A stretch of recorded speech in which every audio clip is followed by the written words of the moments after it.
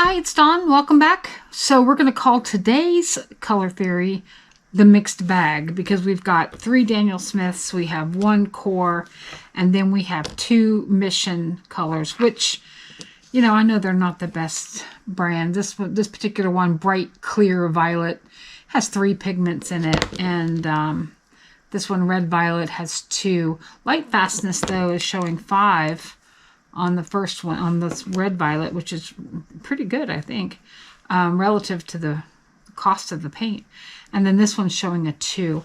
So, but these other ones, you know, Ultramarine Red is just single pigment, PV15. And, you know, obviously our goal is always to work with single pigments because then you don't end up with blends and fugitives and all kinds of other fun things. But this is just fun. It's just a little practice, a little color theory, a little color swatching. And, yeah, this isn't museum quality stuff we're doing here. We're just having a little fun. So let's dive in and see what colors we can make. If you recall, our last purple session was a little mixed bag of colors. It was all Daniel Smith, but the Potter's Pink and the Mummy Bauxite definitely skewed more pinky brown. And, you know, we obviously went around the violet wheel here, but I'm hoping that this time we get a bit more of a more violet palette. So because I have Rose of Ultramarine already on my palette here, I'm going to try to remember to. I didn't pour any Rose of Ultramarine out today. I didn't do a new splotch of paint.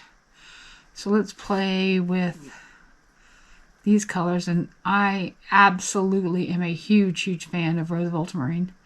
It's one of my new favorite colors. In fact, I'm already working on a new video for something other than color theory, which is with negative space painting. I love doing that. It's one of my favorite things to do, and I'm going to be using Rose of Ultramarine for that. So it's probably because of this little color theory swatching that made me want to use that pigment. So Rose of Ultramarine is a single pigment, right? Nope, it is 2 pigments. Haha, what do you know? PB29 and PV19. Well, in any event, I still like it. And 2 pigments isn't the end all. I mean, it isn't the end, you know, a crisis. Boy, I can't talk tonight. It isn't a crisis if you have 2 pigments, but obviously the goal is to have single pigments. And I know many artists who, I mean, I've seen people use Crayola paints. I mean, it's just really about whatever makes you happy. So we're just playing around with what we've got. That's the name of my 2025 game. Use what you've got. All right, that's a loaded pigment there. Let's move on.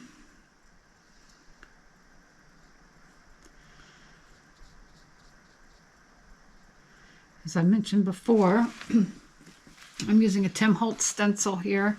It's TH by Stampers Anonymous. It's TH, oh, if I can read that, THS 179 if you're looking for it to buy it online. And that's what is the template, the stencil that I'm using for this little color theory series. But you don't have to have that. You can just get a little protractor and a compass and draw out some, and just rough out some squares, rough out some boxes, and you don't need anything fancy. Some paper, a brush, and whatever pigment you got. All right, that's a pretty color. It is bright, but it's it dries down. And for those of you that have mentioned something about me doing things in daylight, I'm actually using lights that are 5000K, which is the which gives you a daylight light. That sounds redundant, but these new lights I just got keep it from, just give you true light, true daylight.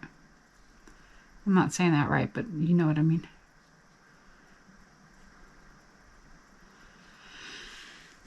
It took a little getting used to because I am usually used to really incandescent light. I really love the yellow, the warmth of the yellow and amber lights. But those are only in the 2000 range. And it's not great to try to figure out pigments when you're dealing with things that are giving you a yellow glow or yellow cast. So I've upgraded my lights in the studio, and they're great. Absolutely great. I was a little against it at first because you like what you know, right?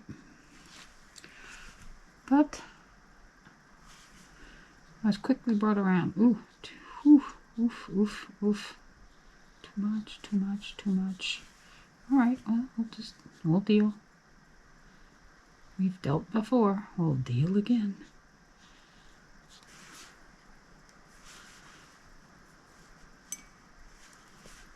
Let's lift some of this off.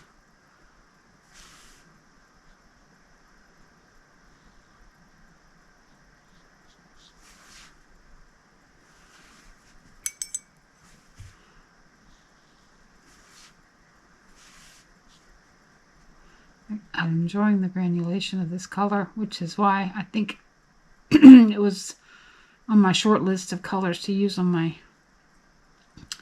my next negative space painting. I'm going to do a demo on that here in the next few days, because of the granulation that it provides. I'm really exploring granulation pigments lately. Okay, moving on to Ultramarine Red, which 1, 2, 3, 4. These colors are also dark on the plate. I have to look. Ultramarine Red? Did I go backwards again? I did. This is Dioxazine Purple. Okay. This is Ultramarine Violet. Oh, bollocks. I did it backwards on my palette. Why do I do that? I don't know.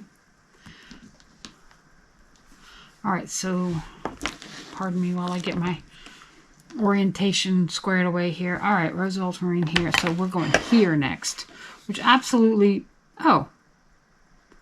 Wait. What? No. Here next. Oh, Mosley, wake up. Alright. Ultramarine Red, Daniel Smith.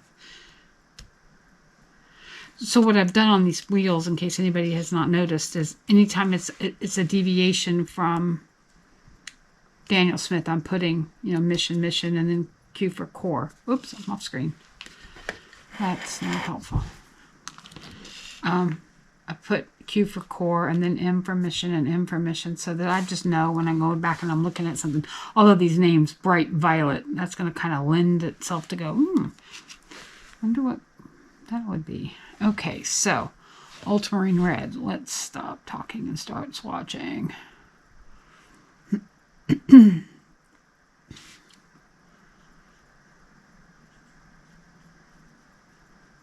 Wow, how many? PV 15, right? It does not feel very pigmented, very saturated at all. Okay, well.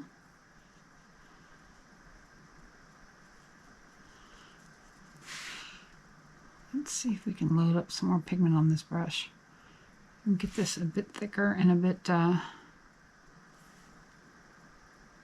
this is just sticky and clunky. Ugh. Well, I can tell why I haven't used this much. This isn't, I normally like ultramarine colors, but I am not a fan of this. Not the pigment, but just the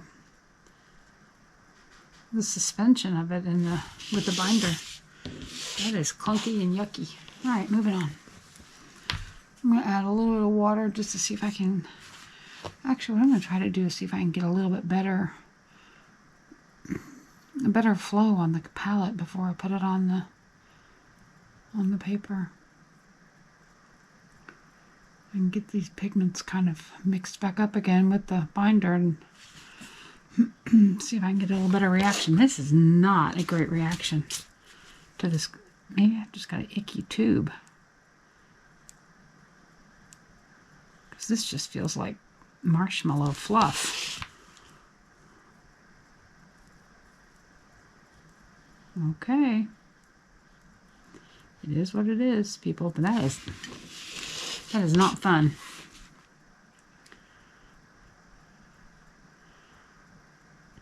No shade being thrown on this color, but if you get it, and to be fair, this probably is a 10-year-old tube, so your mileage may vary. Don't take my experience here to be all ultramarine reds, but let's see if we can get a little bit better on this one.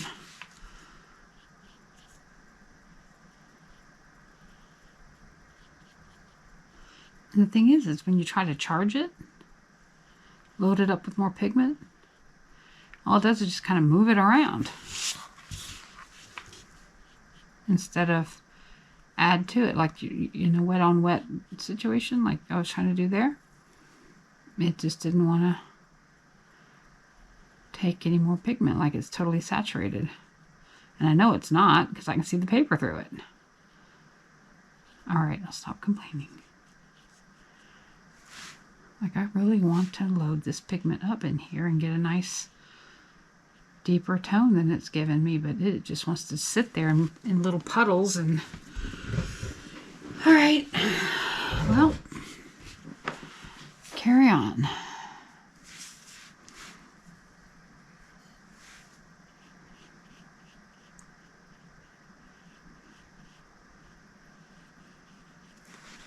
Well, this is looking a little better here as I'm thinning it out some more.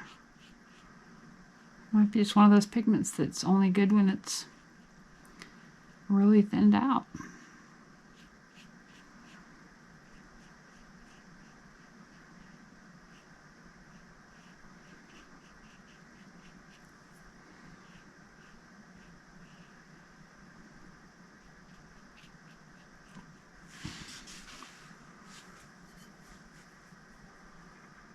Not a fan.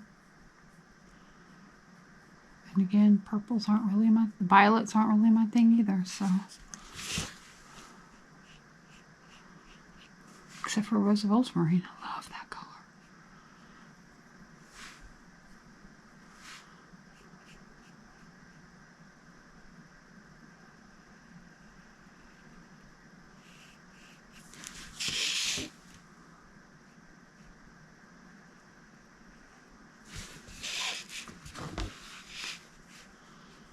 I'm going to stop here after this one and show you something that I'm seeing, and this has really got me scratching my head while I'm swatching this ultramarine red, and that's the Rose of Ultramarine. Now I know this isn't dry, but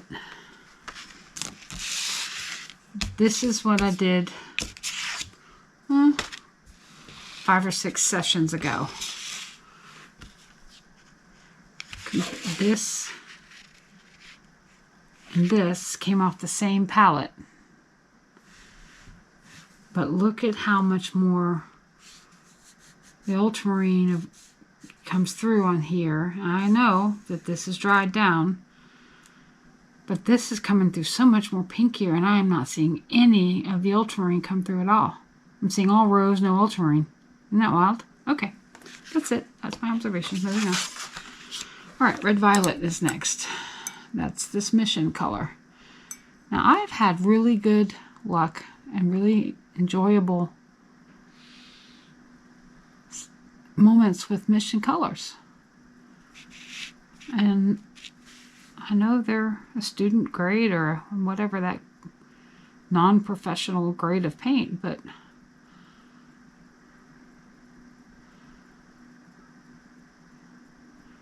I found them to be very fun to work with.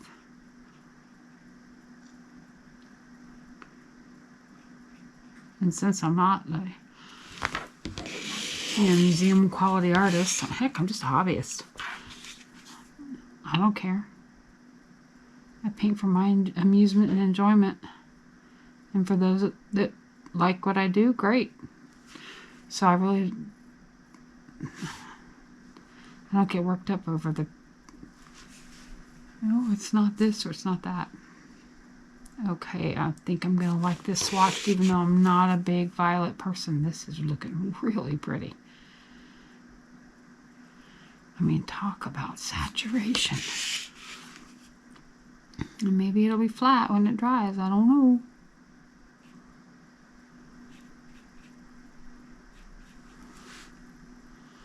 All I do know is I like color. It makes me happy. And I'm loving that color. See, I can charge this one quite nicely. And this has two pigments, PR122 and PB29. Light fastness of 5. Semi-transparent, semi-staining. Okay. Let's swatch on.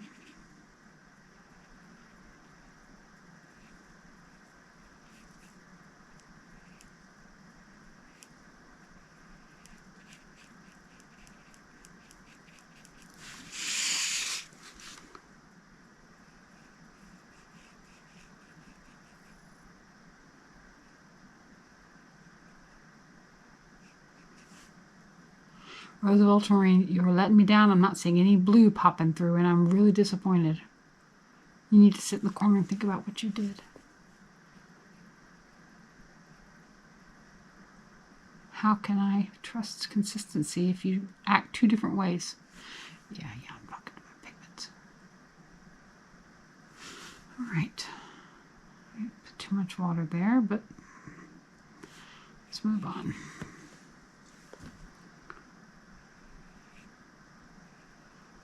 Ooh, that is pretty bright, isn't it?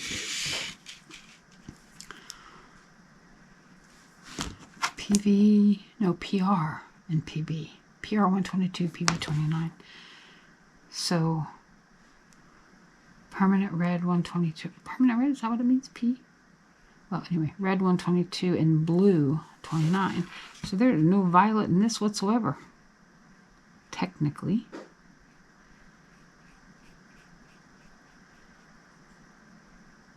And yet, it's called red violet. Riddle me that.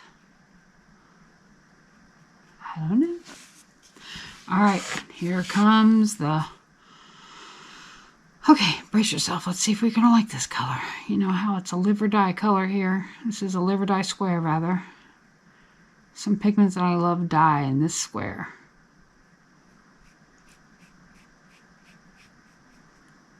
Nope, I think this will be all right. It's pretty electric still, but...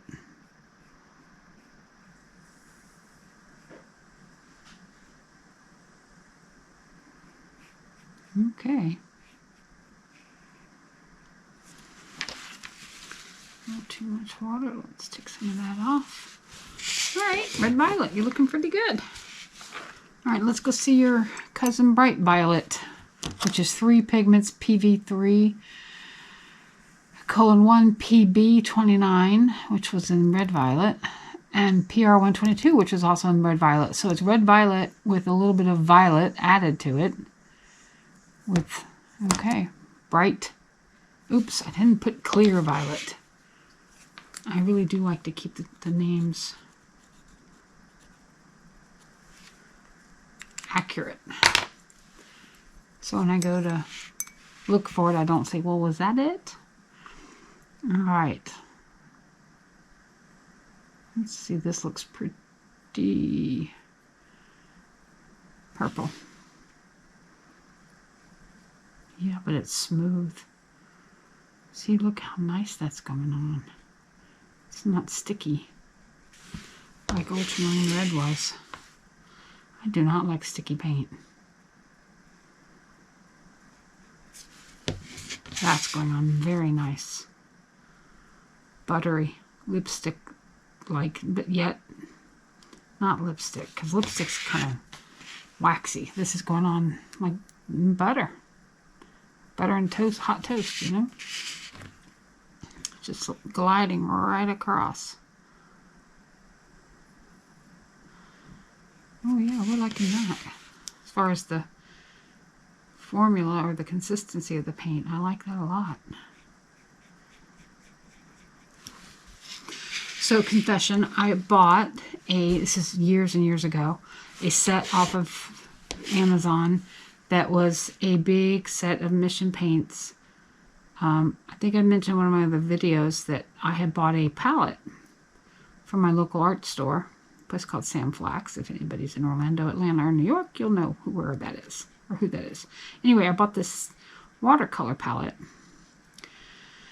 that had, 18, 20, 30 wells, whatever. It was a really nice palette. I still have it. And it was and inside was a sample of Peacock Blue Mission watercolors, a little 5 milliliter tube. So it was more than a dot, but not the full-size tube. And I took it out and started playing with that color, Peacock color, because I'm a big fan of turquoise. And I fell in love with, again, the consistency of the paint, the formulation, if you will, how it wasn't separating from its binder like so many of Daniel Smith's stuff does. So out of curiosity, what is this bound with? All right, all the different names. Does it say not intended for use for children? Okay, conforms to ASTM D4236. That's wonderful. But the name on this is Mijello. Mijello Mission Gold. But it doesn't tell you the binder, which is interesting. It's made in Korea. Anyway, I fell in love with the consistency and the fact that that Peacock Blue never separated from its binder. I just enjoyed using it. So after using up that little tube, or using a lot of that little tube, I went about looking for reviews on it, and I found some artists that had been using it, and they liked it. Good old University of YouTube, and I started watching people use it, and I thought, you know what, I'll order a set. And the set was so inexpensive compared to the professional brands. So I said all that to say, if you are new and you are looking for some paints to use that are not going to break the bank, consider this. I think, that's how I started. As I slowly built up my palette of Daniel Smith colors, I was using Mission colors. Especially when I had a color that I just didn't want to buy a whole bunch of it, like a violet, perfect example. Mission was a great alternative for me because I don't remember exactly because it's been 10 years, but I think a set of 20 might have been $50 or $60. It just was not, ooh, hello, too much pigment. It was just not exorbitant at all. It was very affordable, and they had some smaller sets too. A couple bucks a tube is kind of how that worked out. And as opposed to, these guys can be easily $20 a tube for these big 15 mils. And to get, this set from Korea for $2 or $3 a tube, I mean, what a savings. Especially when you're just getting started and you're just practicing and you just don't want to, you don't want to use the good stuff in the beginning while you're getting your feet wet. See, look how pretty this thing swatches out. And the red violet too. The red violet turned out very nice. All right, too much talking, not enough painty. Moving on back to Daniel Smith and Ultramarine Violet. Let's see if we like this one better than, oh, this one was really dry and I had to chunk it out of the tube to get any on my palette. I had to get a little palette knife down in there and goop some out. I hope can get enough of a pigment load here. All right, Daniel Smith, you're letting me down tonight, fella. Oh, this is better. Much better than Ultramarine Red as far as how the pigment's acting.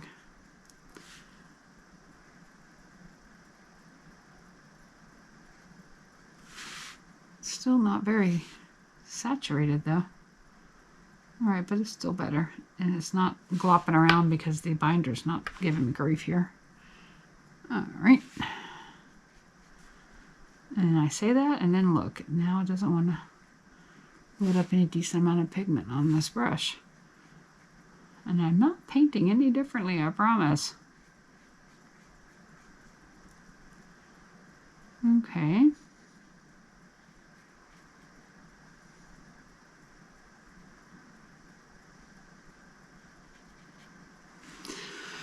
Well, purples and Daniel Smith apparently are not a great combo. Cora's up next, so hopefully Cora's gonna save the day. Good old Golden. I love Golden. I love their acrylics anyway. And I love their mediums.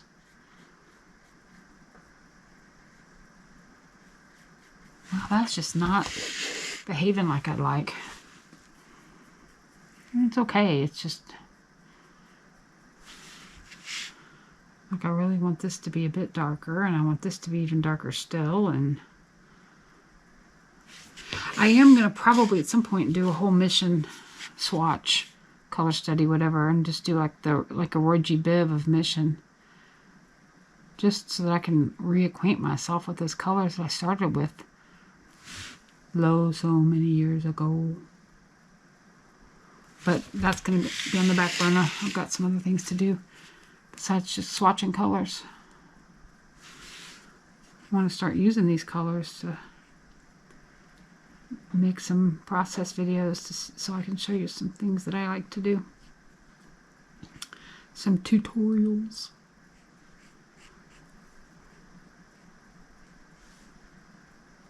Okay. Really feel like that ought to be there, so let's see what happens when I go. I mean, that's just nothing. That's like a grape burst. There's nothing there. Alright, let's see if we can find a happy medium in here somewhere. Alright, and let's see if we can add a bit more purple to this.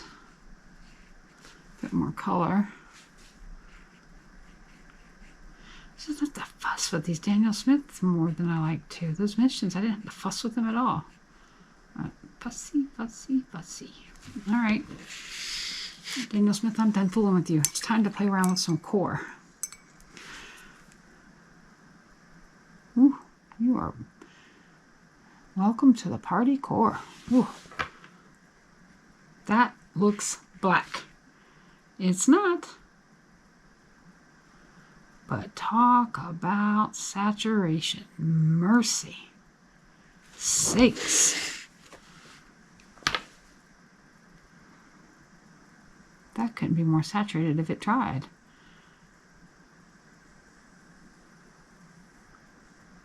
The presence of all colors is black? No. The presence of all color is core dioxazine purple.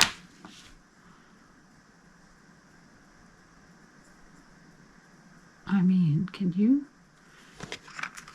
That's not dry yet, but that reads black. I promise you it's not. But it sure as heck does. And even on the palette, look how dark it is. Here on the palette. Here you can see it, you know, obviously pulling out, but whoa. That is highly saturated pigment there. All right, what is this pigment? I'm curious. PV23, and the binder is, I don't know. I can't read that. Or I can't pronounce it, I should say. Not sure if that's focusing or not. I don't think it is focusing, sorry. It's BINDEMITTEL. I don't know what that means, binder. And then way down here it says Aquazol. AQUAZOL. Aquazol. I'm a newbie, so that's very likely a binder that I'm just not familiar with. I'm familiar with gum arabic. I'm familiar with Sennelier using honey. I have no idea what Core uses. I'm sure somebody was glad to educate me in the comments, but wow, this pigment is just out unreal. Of course, Dioxazine Purple is a very strong pigment, even in the acrylic brand. It is really dark. The acrylic medium, I should say, is a really ultra dark purple. And I love using it to darken things with acrylic. And watercolor too. This will be a great purple to add to Payne's Gray to make shadows.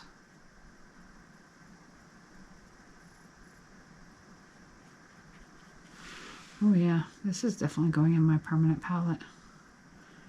This purple has made the cut. I know Imperial Purple is favored by Jean Haynes, but I am a big fan of this color. Because I truly think that's going to be a great color for, like I said, for shadows with Payne's Gray. I'm just going to pull that back just slightly. It just feels a little too black. And I know it's going to dry lighter, but I want it to be different from that one, which feels very black still. Alright, now let's go to this next one. I am enjoying that.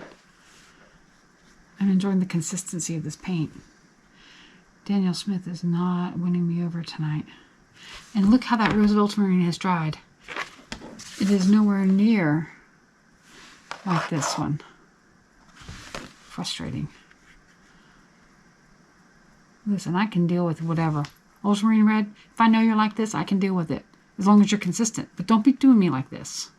Don't be giving me one thing one way and one thing another way. Okay, I'm done venting.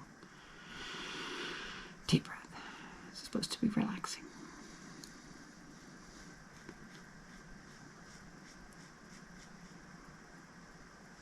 Well, I think I've heard other artists say, and I know it's true, that they have their favorites.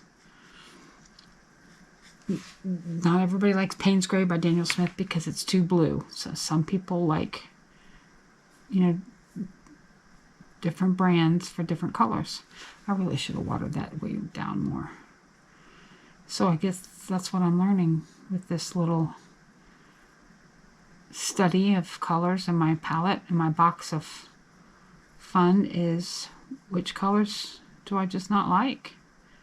Just not drawn to. I am not drawn to Ultramarine Violet. I am not drawn to Ultramarine Red. At this point, Rose of Ultramarine is on my naughty list. But I love Cascade Green with Daniel Smith. So, you know, what are you going to do? Okay. Well, a lot of yakking. But I'm finding violets to be somewhat friendly. They're still not my favorite. But I'm going to call this one a completed study and hope that you learned something, or if nothing else, you enjoyed listening to me be ridiculous. And if you have a curiosity about Miejo Mission watercolors, order a dot card. That's what I always suggest anyway. Order a dot card, because then you never know, you know, then you can play around with those paints and see if you like them. Anyway, thanks for stopping by. Thanks for watching, and we'll see you next time. Bye.